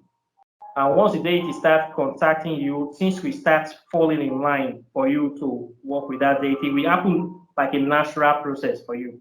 And when it happens, you will know in your heart. So it's not like going to, because everybody is going after Baba Legwa, I should also go after Baba Legwa. You will not get it. You don't know if that person have a historical connection with Baba Legwa already. You don't have that connection. So if you are going to venerate Baba Legwa because it's a cool thing to do now, spirituality is a fad. People are now, spirituality is actually cool now. People are rocking spirituality now. It's a rocking thing. So everybody wants to be spiritual. Which deity is on the fly? Today is this one, tomorrow is Lilith. Everybody will rush over to Lilith. The next day, everybody will rush over to Asmodee. It's like a rocking thing now for people. So it's not like right, that. If you a deity, that's why you need to really settle down and focus. You start from your ancestors' veneration. From there, the deity that we want to work with you will come to you. Like I have a story. When I came to this country, came to Cape Verde, it was in April. I said, okay, I've been here now. I will just be meditating because I have a lot of time on my hand. My plan was to be meditating 3 hours every day. So I said, oh, there are some deities I really want to work with. I can now start working with them because I have time. So every day I was meditating. I started with Kali. I've always been fascinated by her. So every day I would meditate about 3 hours. 3 hours, use my beats just to this particular. I did it for more than a month. Then I had a vision of her. Then she related me to an experience I had with her over 12 years ago in Malaysia. At that time I was still a Christian. I had an encounter with her. She told me she was that very deity. Then she pushed me to another deity. She left. Then Santisma Moete came, a deity, her from Mexico. I never planned to work with this deity, but she just came, just like that. Since that one came, I have been kind of venerating her, working with her. So I didn't really go out looking for her. Like I didn't really plan. She just came on her own like that. Boom. I was not planning anything that. Although I don't even know who she really is. I was thinking she was all part of the Santeria page. I don't know she's a standalone deity. I never knew that until I started researching and started discovering that this deity is totally different. And I started discovering things about the deity, and everything was just moving in harmony. So I didn't go like searching for her. She came out. So I believe that it can happen to people. Like you really want to find a deity that is the right fit for you. You might be with the wrong deity, or maybe something will happen. The deity will introduce you to another deity that this one is right for you. It will come naturally, as far as you have already set that intention. The right deity that we work with will find you, will look for you, and when you both of you see, we just click, just like that, and you start working together. So that is the way I see it. okay, I told you we have Risapetium. I have some friends there, but I don't really work with them. My main friends are Egyptian deities. Those are where my guys are. So I connect more with those guys, even more than the Orishas. But I have like two main friends in the Orishas there that I don't play with. So everybody have their own connection. You have your connection. yeah. You have to find out which deity is right for me. So you just focus, the deity will come. Just have a little patience, then we appear to you. I like how you call them friends. You have some friends that are Orishas. You have some, When they have come, they can never go again. We already know they are here, they are here. Just have to stay like that. yeah. Good. That's pretty cool. So like I want to talk about the Egyptian deities with you a little bit too. Like I've always been really drawn to uh Egyptian deities, of course, Amun Ra, because I worship the sun. You know, Quite naturally. Quite yeah, that naturally. Ra Queen, even the composite deity as well. And yeah, I like the Egyptian ones a lot as well. But is there any correlation between the Egyptian gods and goddesses and then the West African gods and goddesses? Like Yes, any there's a kind of overlap? direct correlation. I actually did a YouTube video, three sets on my channel about the African deities. I use the Orisha Pantheon because it's more complete. I linked the correlations with the Egyptian counterparts. Then there's also a record of that in this book written by the great oracle of Tehuti, written by Ifena. He's an American guy, the great oracle of Tehuti. Very nice, powerful book. Very powerful book. I recommend it for all people that are interested in African spirituality. That book is very, very deep. If you want to know more about African spirituality, you need to read that book. He also mentioned, I think it's in chapter 17, they also bring out a correlation of the Orishas and also the Egyptian deities in that very book. Right, Okay. yeah, Yeah, because powerful. like yeah, they're really popular deities. I just was wanted. I'm just started in recent years for me from my worldview. I've just started noticing Orishas popping up all kinds of places. You know, like there's like where I live in California, and I've seen people do classes on them. I've They been are to like becoming a class. well. Yeah. Yeah, I think I this just. Hmm? there's this great spiritual awakening now going on in the planet that is going around. People are becoming more conscious. People are fed up with the systems that the world has presented to them that this is the right system. People are fed up with government, politics, religion, especially religion and politics. They are looking for other alternatives. They have started researching alternative religions, all kinds of spirituality. So there's a great awareness, and we see the deities coming out now. People have started venerating them. Same way you see charlatans trying to make money off this great awakening. Everybody's coming out. So the deities, they are good to know. But I believe that the essence of us practicing any kind of spirituality is to develop our human capacity. So if you try to study African spirituality, you should also find a way, also improve on yourself. The essence of spirituality is to get you more in touch with nature, in touch with the inner self, and improve your capacity to be able to influence and create change in the greater world, the greater society. So if the spirituality is not doing that, then you are not practicing, you are not doing the right thing, not practicing it well. I concur. I definitely agree with that. Definitely do agree with that.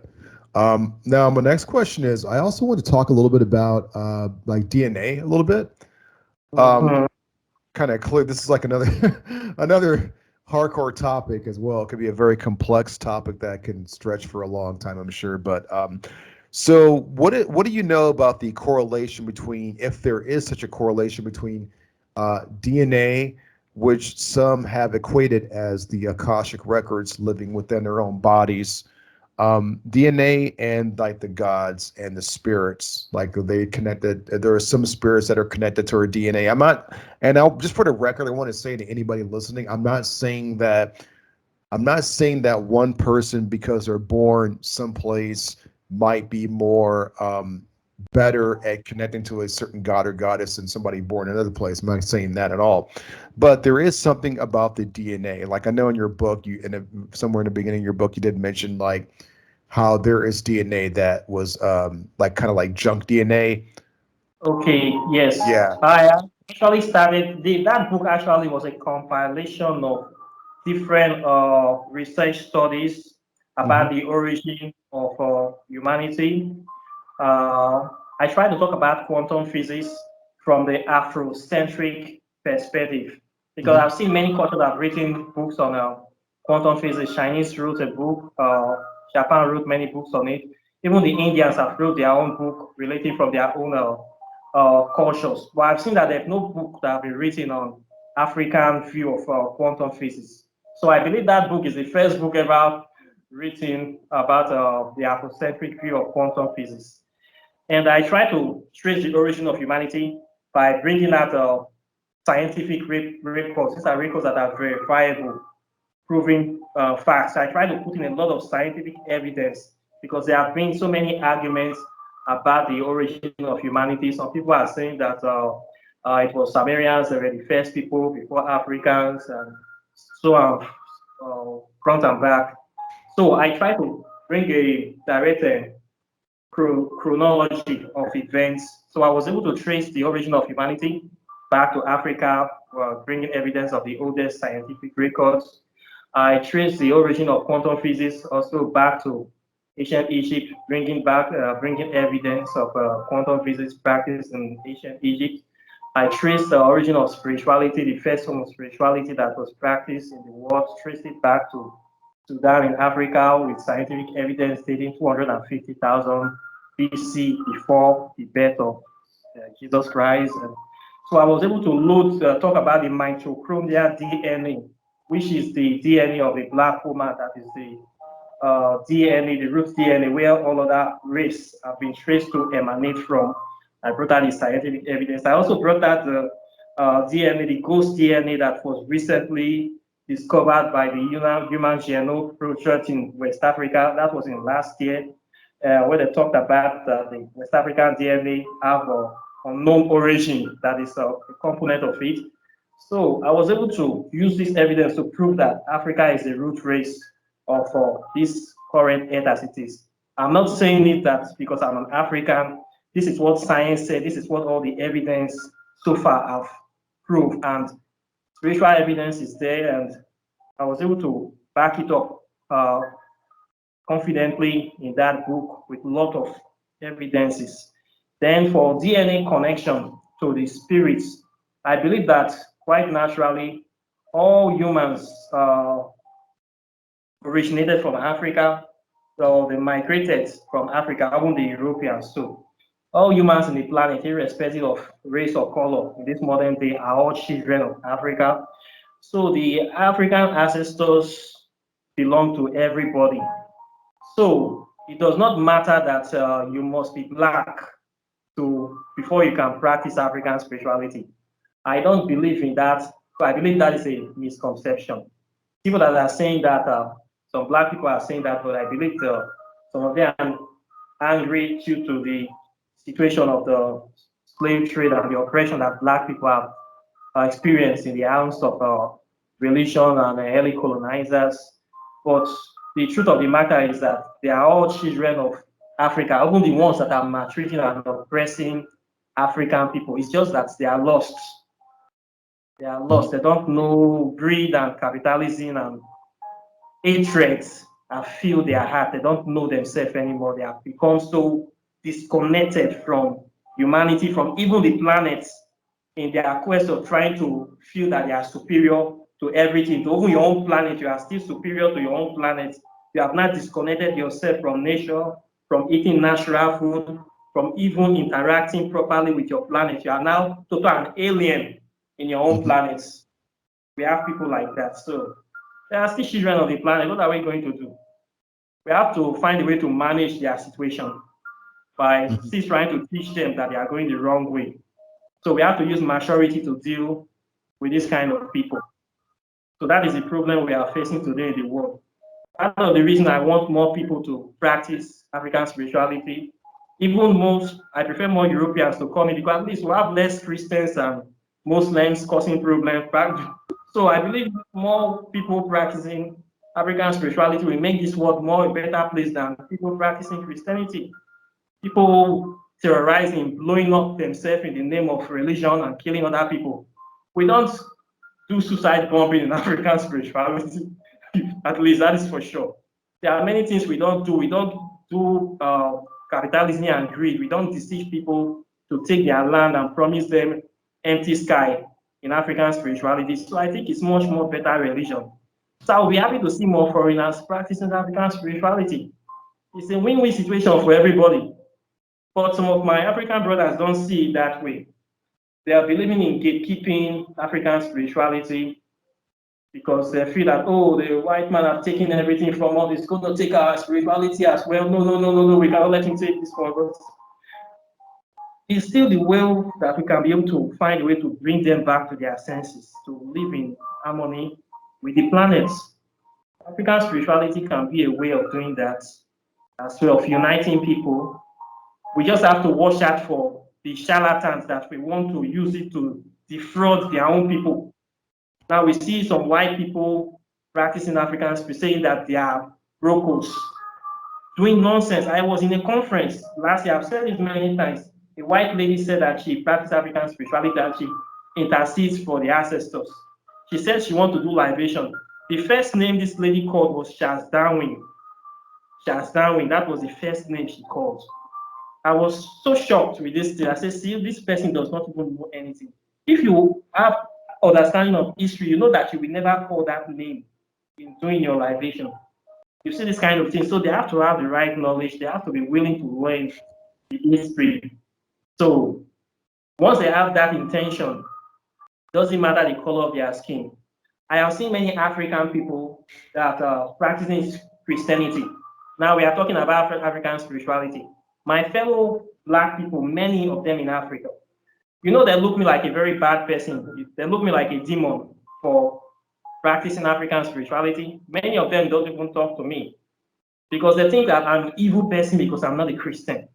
That Well, is so we have that brainwashed. here in the United States too, though. You know, we have that here. I have family that's Muslim and Christian as Yeah, even well. my family, most of them have even stopped talking to me. They have totally cast me. I think that maybe I'm an evil person because I choose to go the way of the ancestors. I Mhm. don't choose to be controlled by this religion, to break out of the religion. I'm like an outcast. I'm treated like a raider. But I don't mind. I'm living my best life.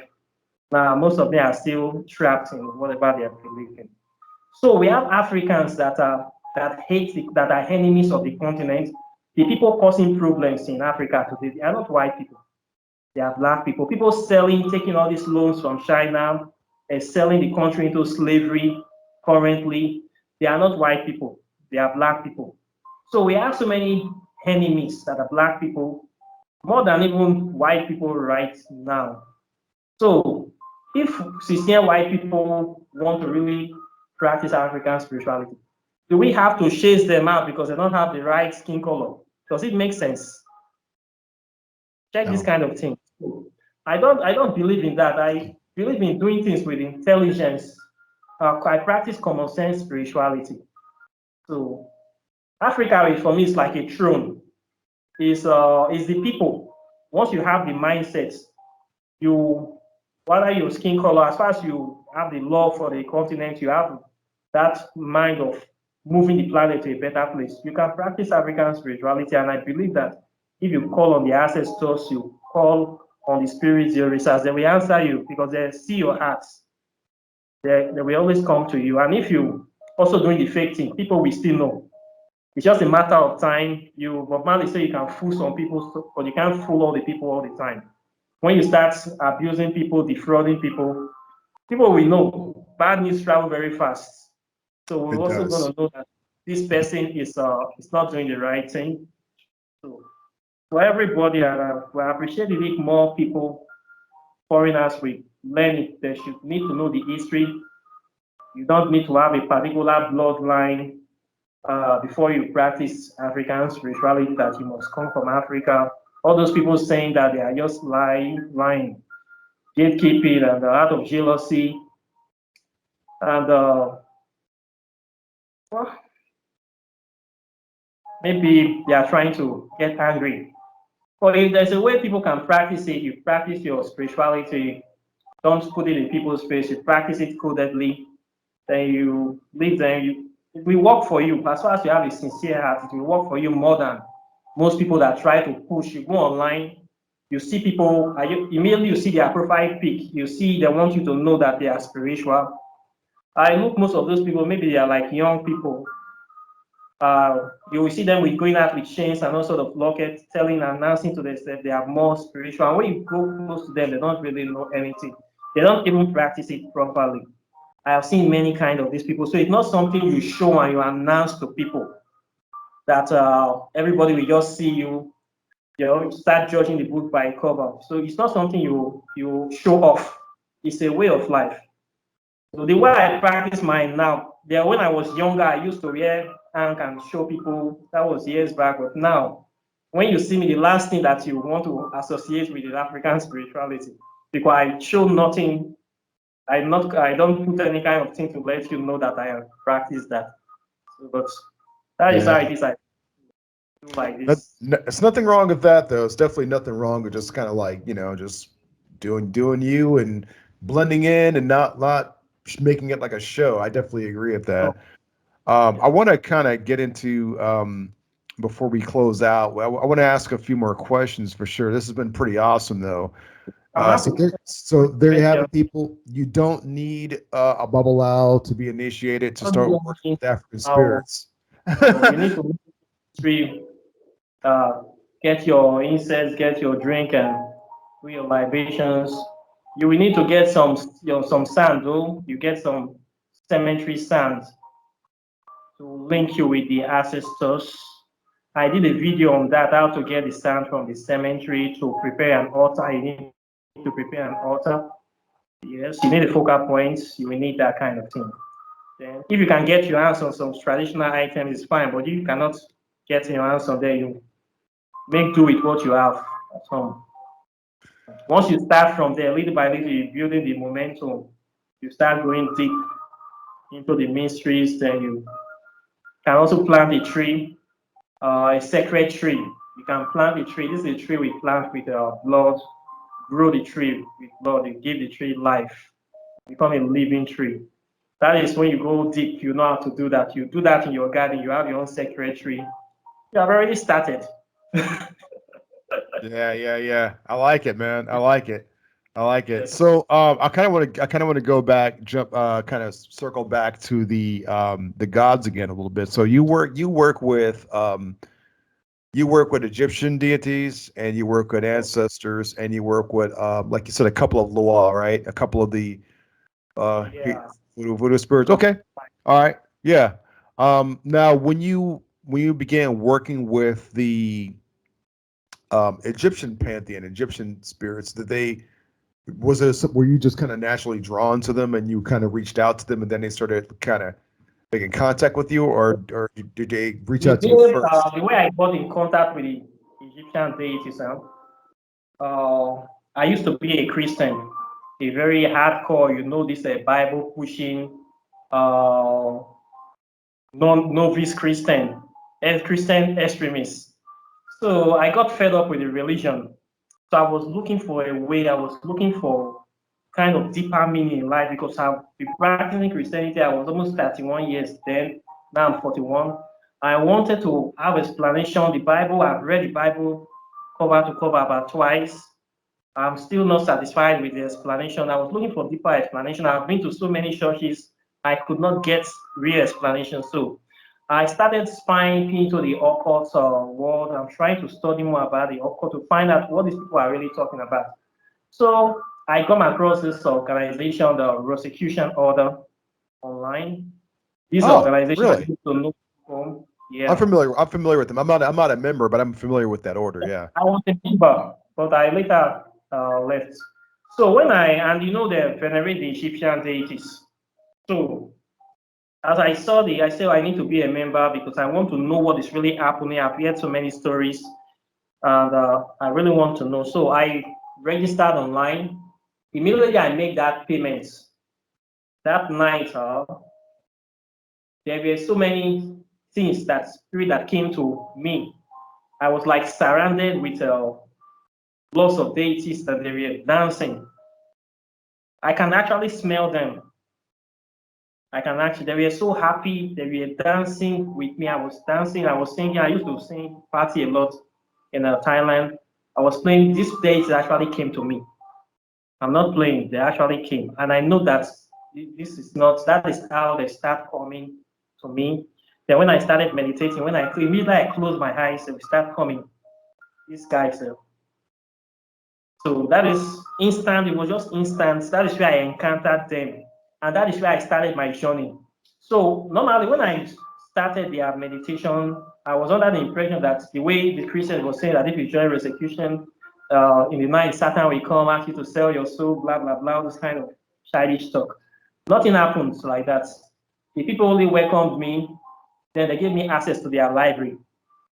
When I log in, I see books. These are books I've not seen in my life before. All my life, I grew up in Nigeria. I was up to 31 years. I knew nothing about African history because they don't teach it in schools. They only teach us that we were in jungle, then the white people came to deliver us. We have nothing. Africa was the old jungle. We know nothing. The Europeans brought everything to us. I don't know that we have civilization. We have great history. We have done so many things. This is the kind of miseducation they teach to us in Africa. So the books we're talking about Greek, what they teach us in university, my first university I went to in Nigeria, they were teaching us that civilization started from Greece. So I was reading the books in the persecution library. The Greek philosophers were saying they came to study in Africa, in ancient Egypt, ancient Libya. So I was shocked. I said, what? These people were saying that they have universities in Africa. How come? All my life I never knew. So I will start reading. I discovered that all the Greek philosophers came to learn in Egypt. So that was when I started tearing into Egypt. I would lock myself inside the room for a week. I never come outside, just reading about everything about ancient Egypt, reading, meditating, reading. That is how I was able to cover up to 500,000 BC of African history before Christ. I read up to that level of all the things that happened. That was how I was able to know. So when I actually discovered, I say, oh, so these are things that have been hidden from me from all my life. And I was so stuck in Christianity, I was afraid that if I leave Christianity, my soul is going to burn in hell for all eternity. So I wanted to be sure to redeem my soul. So I need enough evidence to convince myself that the path I was going on is real. So I read a lot of history, Roman history, Greek history, Hinduism, Buddhism, all sort of books. When I got a lot of evidence beyond reasonable doubt that the religion was lying, I kind of went mad for almost 2 years because I felt I've been deceived all my life. So I instantly switched from the Christianity and I went straight into black magic. That was how I came into the left-hand path. So I said, so all these Black magic? deities, yes, I went Ooh. straight deep into the pool. The way you say you jump into the primordial pool of darkness, I jumped in. I just switched totally to the left-hand path. I started studying all these deities I've been seeing, Satanism, demology, the ones that are saying that the bad guys, Lucifer, Azazel, and Lily, all the bad guys. In fact, I started making friends with all of them because I now discovered that if Jesus Christ and his angels that have been pretending to be the good guys are the really bad guys, that means all these demonic deities, they are the good guys. That was why I just Wow. in that day I made a pact with the first dark deity I came in contact. I was just making pacts with all of them. That is how I started studying the left-hand path.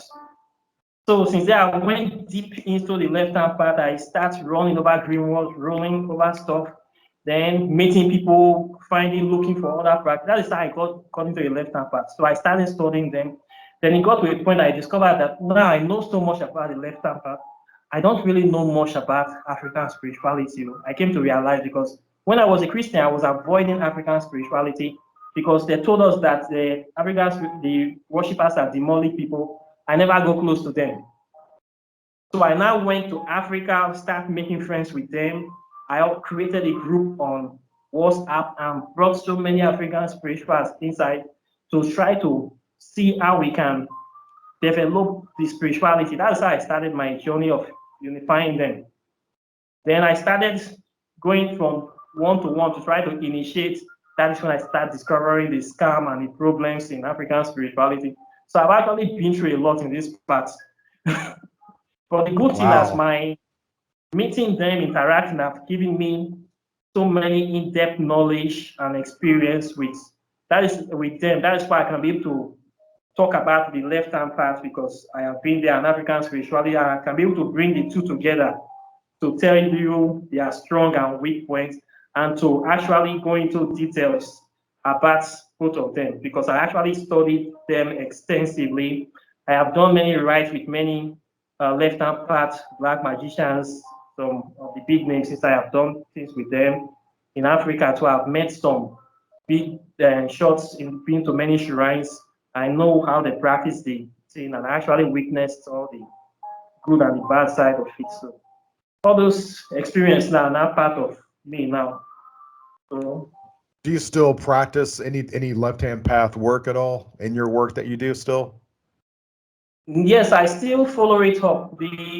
What I have focused now, I have now like condensed into my own system because I've studied so many of them, and I find out that the system, I totally understand the system. I have traced some of the principal deities I worked with. I traced to ancient Egypt. Now, I prefer to work with just a few set of deities because you cannot work with so many spirits at the same time.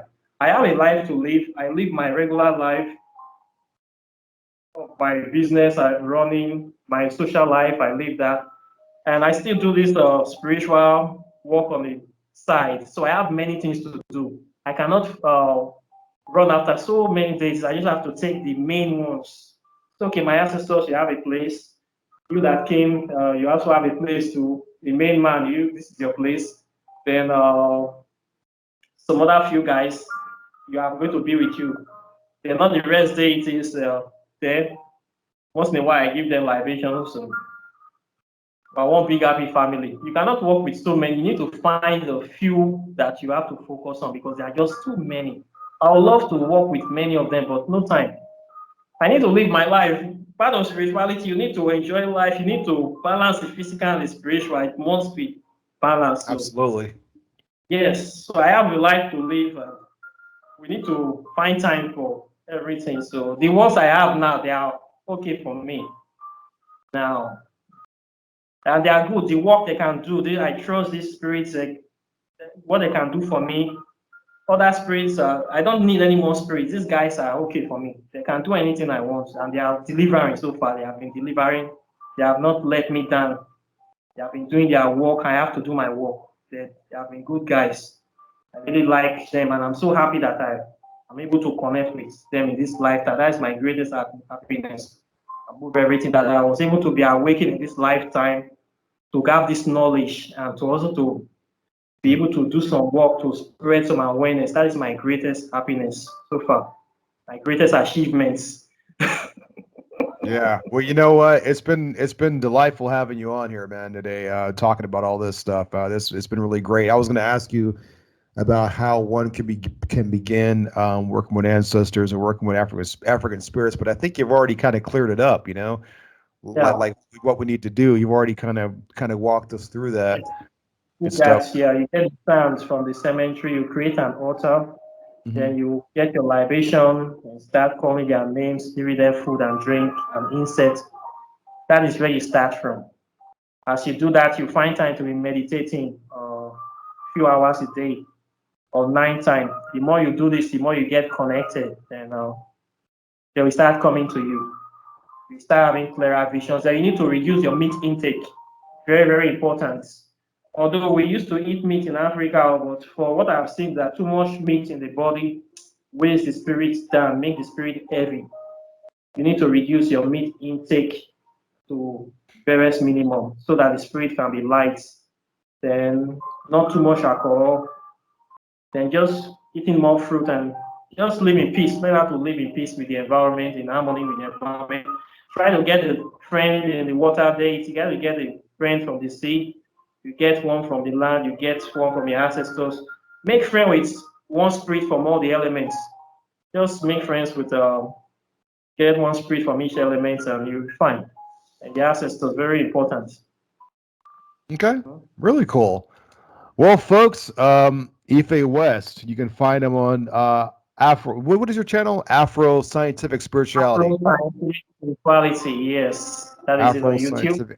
Afro Yeah. Scientific Spirituality on YouTube. Please check out his work. I like what you're doing. I think what you're doing is very important for the whole spiritual, all the spiritual communities, the occult, I can say the pagan communities, spiritual communities in general, like need to hear this information. And I'm going to spread this like wildfires. But thanks for coming on, man. Really appreciate you having you on here. And I'd like you to come back in the future again, and we can talk Yes, some more I'll be about happy. this. I'm really delighted to talk to you again. It's an honor, and I'm very grateful. And I want to thank you for having me here, and I want to thank the listeners and your fans. And questions and comments are welcome as usual. I'd like to hear their opinions and what they think about African spirituality. And I hope to see them in the future to talk to them again. So I wish you a wonderful weekend. Thank you. Thank you, and I want to go ahead and thank all those supporters of this podcast project, The Far Side of Midnight. I appreciate everybody listening and just taking a part of this and stuff. And if anybody wants to reach me, you can reach me at Rodrick Z at protonmail.com. I also have a Facebook account under the name Bodhi Mind, and I guess that's all I wanted to say. So until next time, I'm going to have you on here again in the future. We're going to kind of talk, because you're the first person ever on this podcast to talk about this. I haven't had anybody talk about African Yeah. spirituality yet. That's why many people are afraid to talk about it, or maybe they don't know what to talk about, or maybe some people belong to certain orders and they tell them you cannot talk to about African spirituality outside. But me, I don't belong to any order. I am a spiritual revolutionary, so I can talk about it. Well, I appreciate you having on there, man. So everybody, Ife West again, Afro Spirituality, man. Check out his YouTube channel, and yeah, keep supporting the work, man. And as I always say, happy summoning. So, take care, peace. Peace. Okay.